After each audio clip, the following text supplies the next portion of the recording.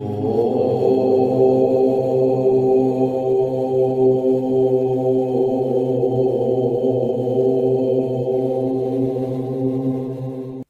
ಪ್ರೀತಿಯ ವೀಕ್ಷಕರೇ, ಜ್ಞಾನ ಬಿಂದುವಿಗೆ ಸ್ವಾಗತ.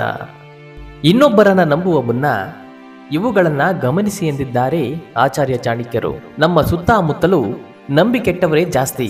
ನಂಬಿಕೆಗೆ ಮೋಸ ಮಾಡುವ ಜನರು ಇತ್ತೀಚಿನ ದಿನಗಳಲ್ಲಿ ಹೆಚ್ಚಾಗಿದ್ದಾರೆ. ಇದಕ್ಕೆ ಮುಖ್ಯ ಕಾರಣ ನಾವು ಇನ್ನೊಬ್ಬರನ್ನ ಕುರುಡಾಗಿ ನಂಬುವುದು. ಆಚಾರ್ಯ ಚಾಣಕ್ಯರು ತಮ್ಮ ನೀತಿಯಲ್ಲಿ ಇತರರನ್ನು ನಂಬುವ ಮುನ್ನ ಈ 4 ರೀತಿಯಲ್ಲಿ ಅವರನ್ನ ಪರೀಕ್ಷಿಸಿ ನಂತರ ನಂಬಬೇಕು ಎಂದು ಹೇಳಿದ್ದಾರೆ.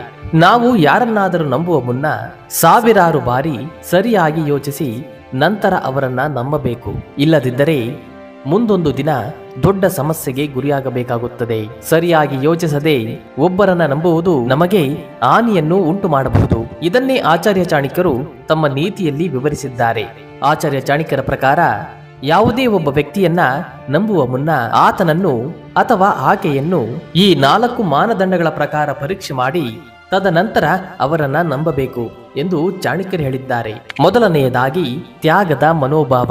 ಆಚಾರ್ಯ ಚಾಣಕ್ಯರು ಇತರರ ಸಂತೋಷಕ್ಕಾಗಿ ತನ್ನ ಸಂತೋಷವನ್ನೇ ತ್ಯಾಗ ಮಾಡುವಂತಹ ವ್ಯಕ್ತಿಯನ್ನು ನಾವು ನಂಬಬಹುದು ಎಂದು ಹೇಳಿದ್ದಾರೆ. ಇಂತಹ ಜನರು ತಮ್ಮ ಸಂತೋಷಕ್ಕಿಂತ ಇತರರ ಸಂತೋಷವೇ ಮುಖ್ಯವೆಂದು ಭಾವಿಸುತ್ತಾರೆ ಹಾಗೂ ಅವರನ್ನ ಸಂತೋಷದಿಂದ ಇರುವಂತೆ ಮಾಡುತ್ತಾರೆ. ಇಂಥವರ ಮನಸ್ಸಿನಲ್ಲಿ ಇನ್ನೊಬ್ಬ ವ್ಯಕ್ತಿಯ ಮೇಲೆ ಯಾವುದೇ ರೀತಿಯ ಅಸೂಹೆಯಾಗಲಿ ಸ್ವಾರ್ಥವಾಗಲಿ ಹುಟ್ಟಿಕೊಳ್ಳುವುದಿಲ್ಲ. ಇಂಥವರನ್ನು ನೀವು ಸಂಪೂರ್ಣವಾಗಿ ನಂಬಬಹುದು ಎಂದು ಚಾಣಕ್ಯರು ಹೇಳಿದ್ದಾರೆ. ಎರಡನೆಯದಾಗಿ ನಡವಳಿಕೆ. ಚಾಣಕ್ಯರು ನ್ಯಾಯಯುತವಾದ ನಡವಳಿಕೆಯುಳ್ಳ ವ್ಯಕ್ತಿಯನ್ನ ಆರಾಮವಾಗಿ ನೀವು ನಂಬಬಹುದು ಎಂದು ಹೇಳಿದ್ದಾರೆ.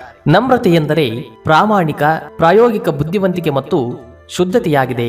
ಇದರರ್ಥ ಎಲ್ಲಾ ರೀತಿಯಲ್ಲೂ ಪ್ರವೀಣನಾಗಿರುವ ಮತ್ತು ಧಾರ್ಮಿಕ ನಡವಳಿಕೆಯನ್ನು ಹೊಂದಿರುವ ವ್ಯಕ್ತಿಯನ್ನ ನಾವು ಕುರುಡಾಗಿ ನಂಬಬಹುದು ಎಂದು ಚಾಣಕ್ಯರು ತಿಳಿಸಿದ್ದಾರೆ. ಸದ್ಗುಣ ನಡವಳಿಕೆಗಳನ್ನು ಹೊಂದಿರುವ ವ್ಯಕ್ತಿಯನ್ನ ನಾವು ಎಂತಹುದೇ ಸಂದರ್ಭದಲ್ಲಾಗಲಿ ನಾವು ನಂಬಬಹುದು ಎಂದು ಹೇಳಿದ್ದಾರೆ. ಪ್ರಾಮಾಣಿಕ ನಡವಳಿಕೆಯನ್ನ ಹೊಂದಿರುವ ವ್ಯಕ್ತಿಯನ್ನ ನಂಬುವುದರಿಂದ ನಿಮಗೆ ಯಾವುದೇ ರೀತಿಯಾದಂತಹ ಮೋಸವಾಗುವುದಿಲ್ಲ ಎಂದು ಹೇಳಿದ್ದಾರೆ. ಮೂರನೆಯದಾಗಿ ಗುಣ.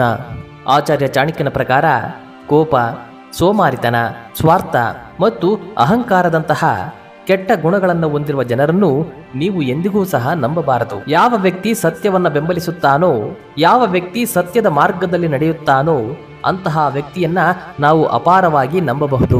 ಸತ್ಯದ ಮಾರ್ಗದಲ್ಲಿ ನಡೆಯುವ ವ್ಯಕ್ತಿಯು ನಿಮಗೆ ಎಂದಿಗೂ ಸಹ ಮೋಸವನ್ನು ಮಾಡಲು ಸಾಧ್ಯವಿಲ್ಲ ಹಾಗೂ ನಿಮ್ಮ ಮನಸ್ಸಿಗೆ ನೋವಾಗದಂತೆ ನಡೆದುಕೊಳ್ಳುತ್ತಾರೆ. ಇಂಥವರನ್ನ ನಂಬಿ ನೀವು ಸ್ನೇಹವನ್ನು ಮಾಡಬಹುದು ಎಂದು ಚಾಣಕ್ಯರು ತಮ್ಮ ನೀತಿಯಲ್ಲಿ ಉಲ್ಲೇಖ ಮಾಡಿದ್ದಾರೆ. ನಾಲ್ಕನೆಯದಾಗಿ ಕಠಿಣ ಪರಿಶ್ರಮ. ಕಷ್ಟಪಟ್ಟು ಪ್ರಾಮಾಣಿಕವಾಗಿ ಕೆಲಸ ಮಾಡಿ ತನ್ನನ್ನು ಮತ್ತು ತನ್ನ ಕುಟುಂಬವನ್ನ ಯಾವಾಗಲೂ ಬೆಂಬಲಿಸುವ ವ್ಯಕ್ತಿ ನಿಮ್ಮ ನಂಬಿಕೆಗೆ ಮೋಸ ಮಾಡಲು ಸಾಧ್ಯವಿಲ್ಲ. ಇಂತಹ ವ್ಯಕ್ತಿಯನ್ನ ನೀವು ನಂಬಬಹುದು. ಅವರ ಗಮನ ಯಾವಾಗಲೂ ಸಹ ತನ್ನ ಕುಟುಂಬವನ್ನು ಹೇಗೆ ಬೆಂಬಲಿಸಬಹುದು ಎಂಬುದರ ಮೇಲೆ ಇರುತ್ತದೆ ಹೊರತು ಇನ್ನೊಬ್ಬರಿಗೆ ಮೋಸ ಮಾಡುವ ಅಥವಾ ಹಾಳು ಮಾಡುವ ಉದ್ದೇಶದಲ್ಲಿ ಇರುವುದಿಲ್ಲ. ನಾವು ಯಾರನ್ನಾದರೂ ನಂಬುವುದಾದರೆ ಆ ವ್ಯಕ್ತಿಗಳನ್ನ ಈ 4 ರೀತಿಯಲ್ಲಿ ಪರೀಕ್ಷೆ ಮಾಡಿದ ನಂತರ ನಂಬಬೇಕು. ಇವರನ್ನು ನಂಬುವುದರಿಂದ ನಮಗೆ ಯಾವುದೇ ರೀತಿಯ ಸಮಸ್ಯೆಗಳು ಎದುರಾಗುವುದಿಲ್ಲ ಹಾಗೂ ಅವರೊಂದಿಗಿನ ನಂಬಿಕೆಗೂ ಸಹ ಒಂದು ಬೆಲೆ ಇರುತ್ತದೆ ಎಂದು ಚಾಣಕ್ಯರು ತಮ್ಮ ನೀತಿಯಲ್ಲಿ ಉಲ್ಲೇಖ ಮಾಡಿದ್ದಾರೆ.